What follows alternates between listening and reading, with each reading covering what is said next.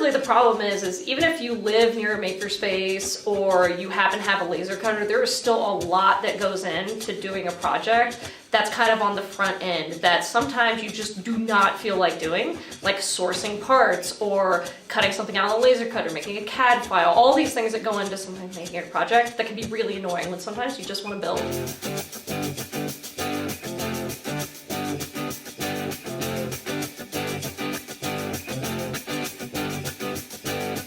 At Kitables, we make kits for do-it-yourself projects in the fields of science and engineering. And we do this in order to lower the barrier of entry to these projects. The whole reason this company exists right now is because we had a Kickstarter that was successful back in November of 2014. Kickstarter is the best place for this type of mentality of people, for makers, for tinkerers, for people that like to take a chance on things, like to experiment. So it's a really good place for us to get some really solid feedback. So the new kit we have coming out this time is the mini Lego drone, and basically what this thing is a tiny little RC quadcopter that you make out of Legos and it flies.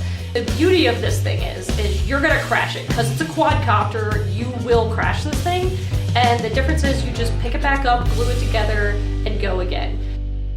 We got a special thing going on this time where we're part of the Make 100 campaign for Kickstarter, where we have a Roar tier where there's a limited edition 100 metallic mini Lego drones. We will not offer this on our website or at Amazon or any other point in our life cycle. These are really cool shiny Legos.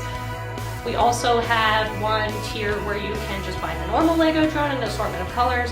We have a tier where you can actually donate a drone to a local STEM initiative. And we have another reward if you're not about drones but you're about Kitables.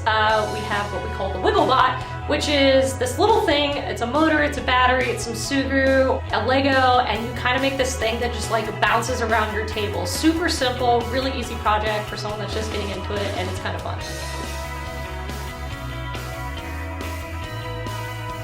So what Kitables is trying to do, and this might be a high, lofty goal of ours, but we'll get there one day, is we really want to make the maker movement more inclusive of categories of people that are being left out. And honestly, that's mostly older generations. So a lot of things in the maker movement are focused around young kids right now, and we think that making is for everybody, and we don't see any reason why a 50-year-old can't build a quadcopter. We think that's silly that these things are only focused around one age group and around one gender and around one type of product. So it's mostly electronics. We offer things that go the gamut from like a nightlight to a crystal you make out of molten metal to something that flies. And we try to keep it non-field specific and non-age specific.